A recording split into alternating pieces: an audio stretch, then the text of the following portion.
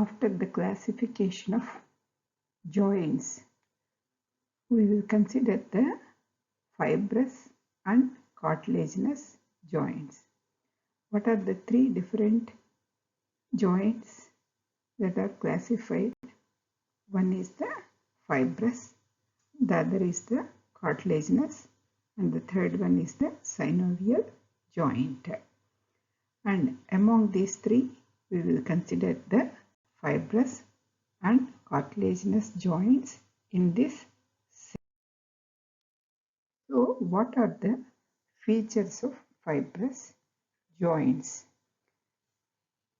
And here you can see the classification broadly into fibrous, cartilaginous and synovial joints. And now we will consider the fibrous joints first. So they are called immovable joints or Synostosis. So which are further classified. What are the features of fibrous joints? They have articular surfaces joined by fibrous connective tissue which connects the bones, and it is the dense regular connective tissue. The edges of the bones are dovetailed into one another. There is no joint cavity, and these are immovable or fixed joints, and they are also known as Synostosis. And the fibrous joints are further classified into three subtypes. So what are they? They are the sutures or synostosis. The other one is the syndesmosis. And the third variety is the gymphosis or pegged and socket type of joint. So there are three subtypes in fibrous joints. They are sutures, syndesmosis and gymphosis. Now let us consider the subtype sutures or synostosis. Sutura is the word in Latin. So in which suo means a sewing or a seam. So they are found only in the skull. And the fibrous tissue that is connecting the bones is called sutural ligament. In this picture, we are seeing the fetal skull, which consists of the two frontal bones are seen in the before the age of 8 years. Afterwards, they will fuse and form the single frontal bone. And we are seeing the sagittal suture and coronal suture. We are seeing. So the fibrous tissue that is connecting the bones is called the sutural ligament. This is the sutural ligament. And the majority of these sutural type of joints are seen between the bones that develop in membrane. There are two types of development of bone. One is intramembranous bone development.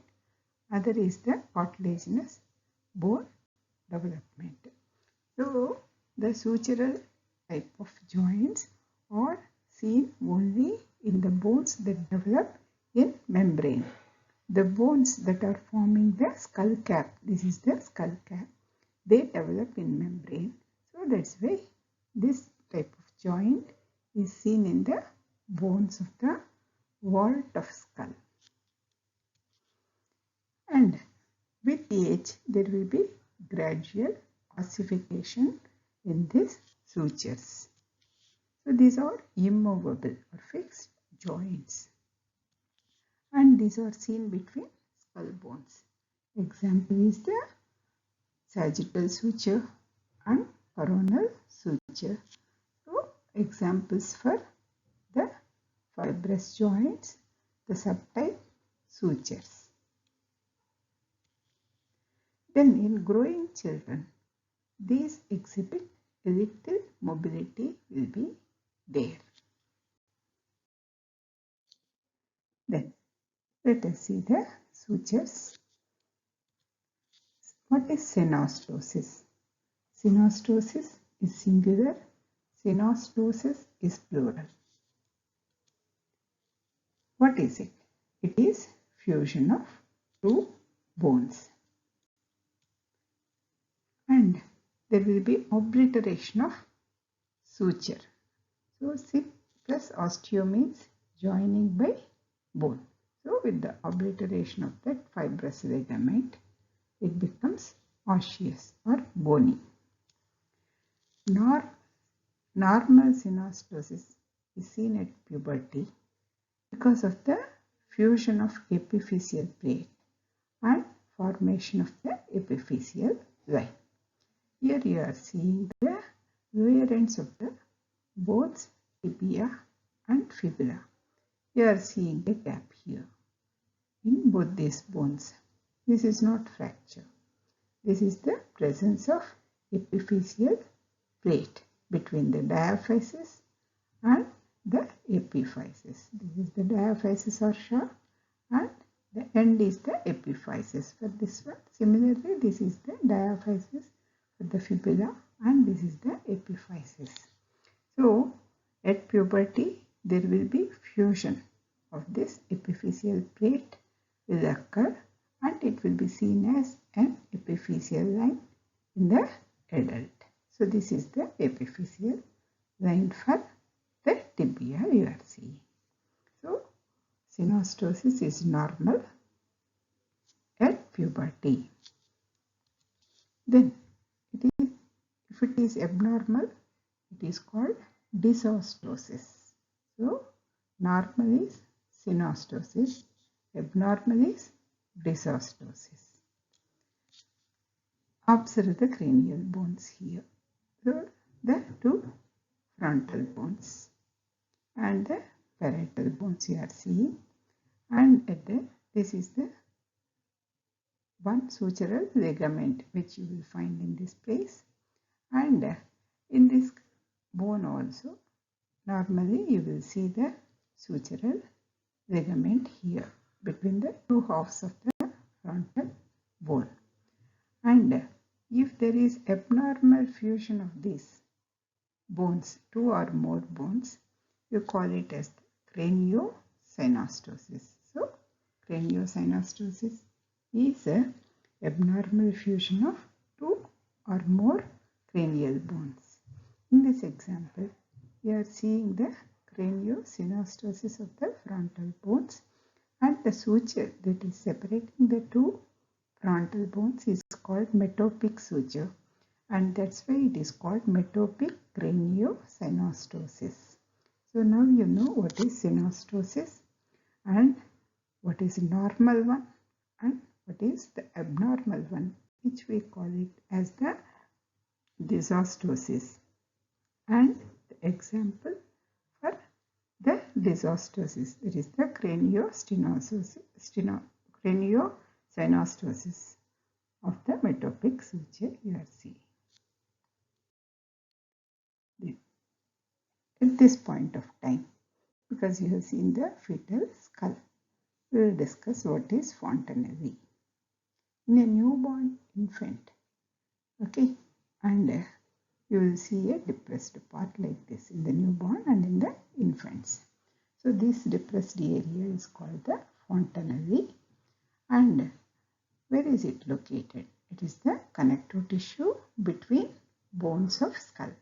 So between the sagittal, coronal suture and rhamnoid suture, and laterally there is what is known as squamous suture.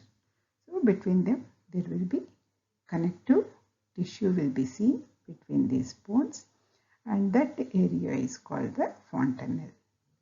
And what is its importance? During the time of delivery of the baby, that is during the time of parturition, flexibility for the delivery of fetal head is provided by this fontanelle. So because of the connective tissue, there will be overlapping of these bones and reducing the diameter of the fetal head to facilitate it to pass through the female genital tract. And after birth, it allows expansion of skull with the enlargement of the brain. Decrease in width of this during the first year of birth will take place. Ossification and conversion into bone will take place. So now you know about the Fontanelle and what are the different types of different Fontanelle, and all these will be considered at a later date.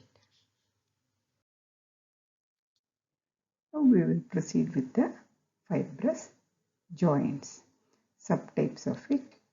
So one is the sutures, the other is the syndesmosis, and the third one is the gomphosis. Sutures is also known as synostosis.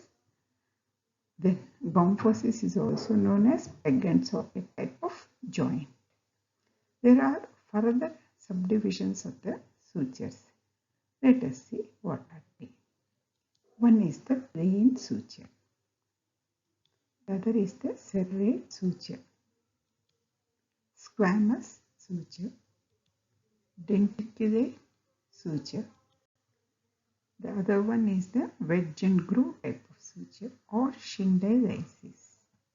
So these are the subtypes of the sutures, and we will consider one after the other. Now let us see the different types of sutures. Depending on the shape of articulating surfaces and margins, the sutures are classified into plain suture. Plain suture is where the articulating margins are united by sutural ligament or sutural membrane. So example of the plain suture is the joint between the palatine processes. This is the palatine processes of the maxilla, and the joint that is formed between the two is an example of plain suture. So now you understood what is plain suture. The other one is the serrate suture. Serrate means saw-toothed. So serrated or saw-toothed appearance of the edges of bones.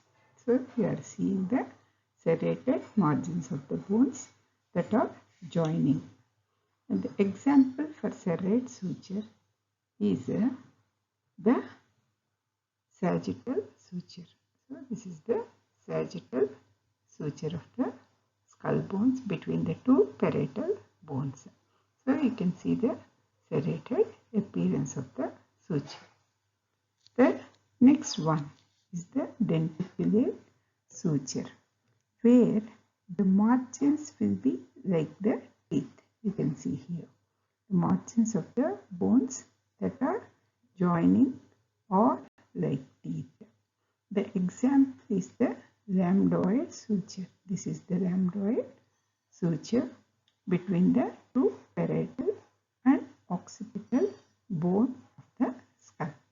So, in this picture, you have seen the plain suture between the palatine processes of maxilla and serrate suture between the two parietal bones in relation with the sagittal suture, and denticulate suture in relation with the rhamnoid suture. Now, what are the other types of sutures? There is what is known as squamous suture, where you can observe the edges of the bones are overlapping. So, you can see here the overlapping edges of bones. The example for the squamous suture, it is the suture between the parietal bone and squamous part of temporal bone. So this is the squamous suture where the edges of the bones will overlap. The last one in the subtypes of sutures is the Synostosis or wedge and groove suture. So this is the Synostosis and wedge and groove suture where edge of one bone fits into the groove of another bone. The example for the Synostosis is the joint between the rostrum of sphenoid and upper margin of the vomer. So the squamous suture is one where the bones will overlap. That is the suture between parietal and squamous parts of temporal bone. The other is the Synostosis or wedge and groove suture where edge of one bone fits into the groove of other bone.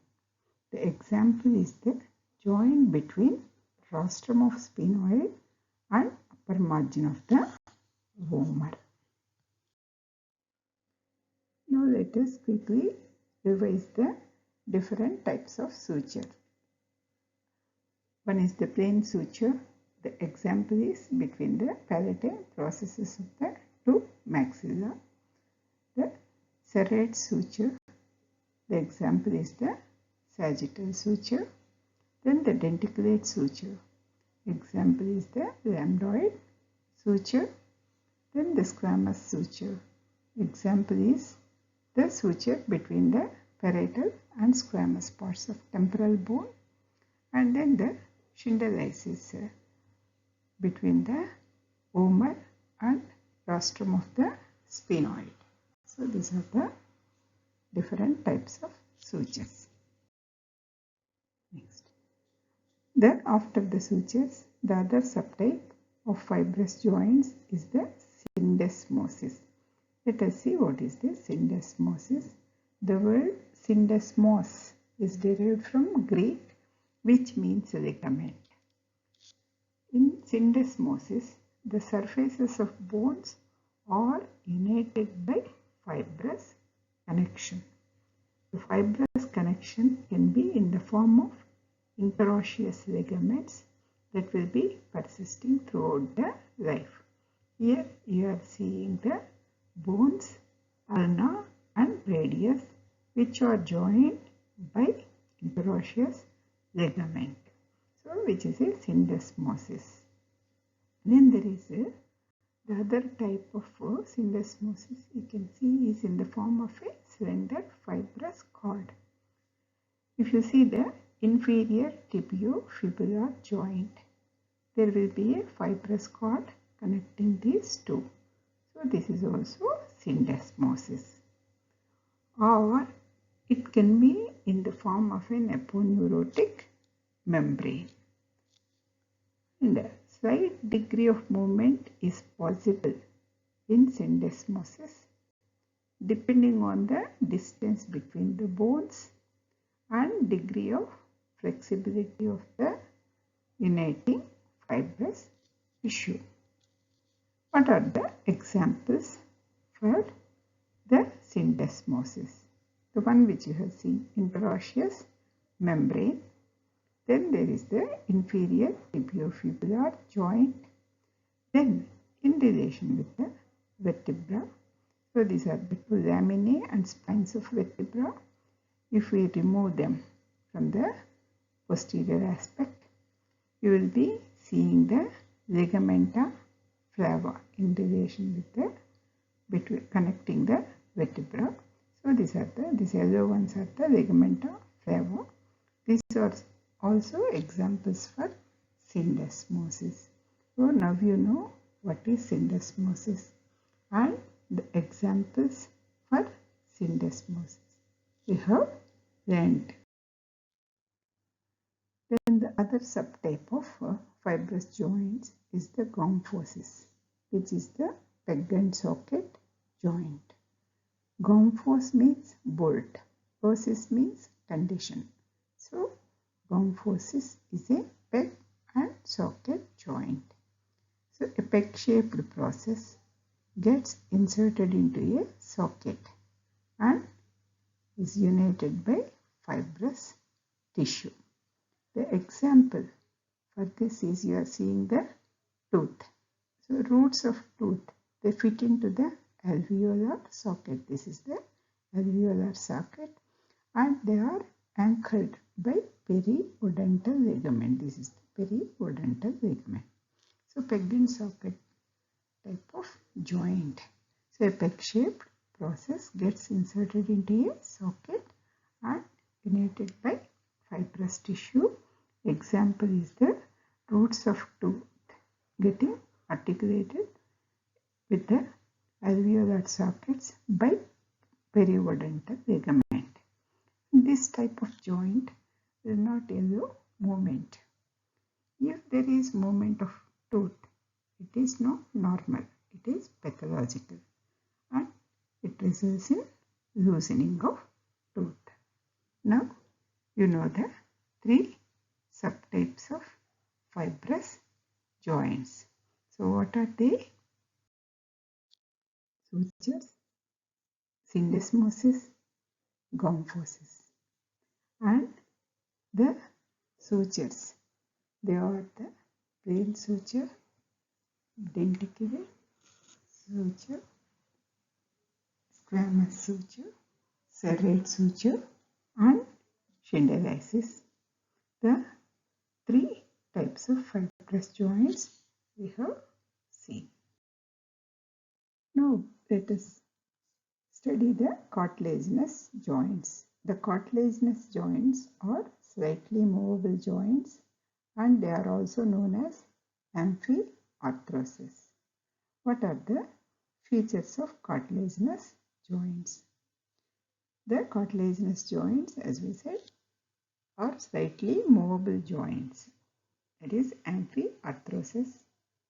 There is cartilage between the articulating surfaces and the fibrous capsule holds the bones and the cartilage in place.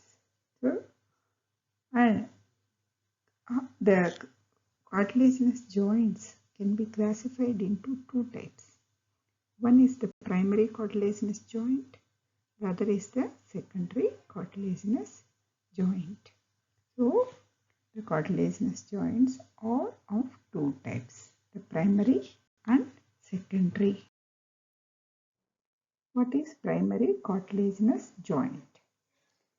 It is also known as synchondrosis or hyaline cartilaginous joints. These joints are temporary.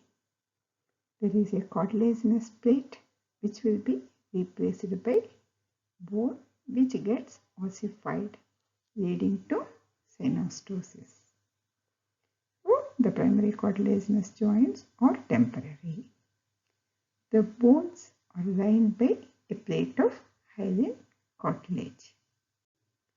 These are primarily designed for growth of a bone. All primary cartilaginous joints are quite immovable, but they are very strong. So the primary cartilaginous joints are temporary. The bones are lined by plate of hyaline cartilage. They are designed for bone growth and they are immovable and very strong. Let us see the examples for primary cartilaginous joints. The joint between the epiphysis and diaphysis of a growing long bone is an example for primary cartilaginous joint, but it is replaced by bone when growth in length of diaphysis is completed. So that's why it's a temporary synchondrosis. So now you understood what is a primary cartilaginous joint and what is temporary synchondrosis.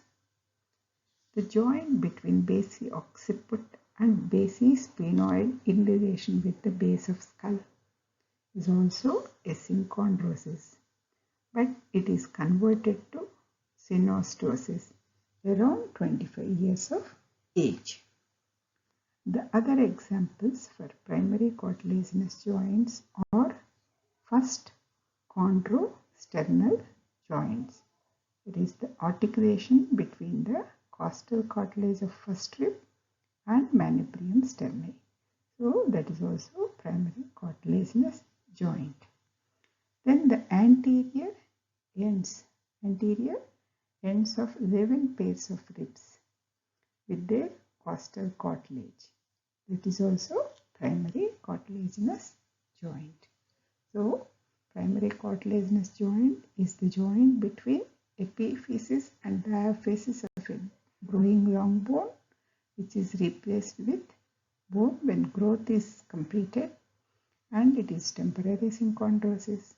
The other examples for primary cartilaginous joints is the joint between basi-occiput and basi-sphenoid, which is a synchondrosis and gets transformed into synostosis.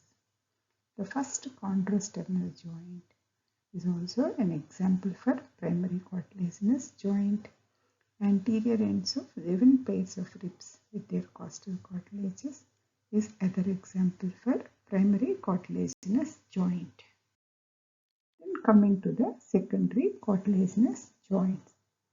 They are also known as fibrocartilaginous joints or symphysis. These joints are permanent and they persist throughout life except symphysis mentae. So these are permanent joints except symphysis mentae. The articular surfaces will be covered by thin layer of hyaline cartilage and united by a disc of fibrocartilage or fibrous tissue. So articular surfaces are covered with hyaline cartilage and joined by disc of fibrocartilage. These typically occur in the midline of the body, and that's why they are known as the midline joints. So in the picture you are seeing an example pubic symphysis, and then the intervertebral discs you are seeing as examples for secondary cartilaginous joints. The secondary cartilaginous joints, they permit limited movements because of the compressive fibrocartilage. What are the examples for secondary cartilaginous joints or midline joints? One is the intervertebral disc between the bodies of vertebra. The other one is the symphysis mentae. This is the only symphysis which is devoid of fibrocartilage. The other examples are the manubrium and sternum, the joint between the manubrium and sternum, which is known as the manubriosternal joint.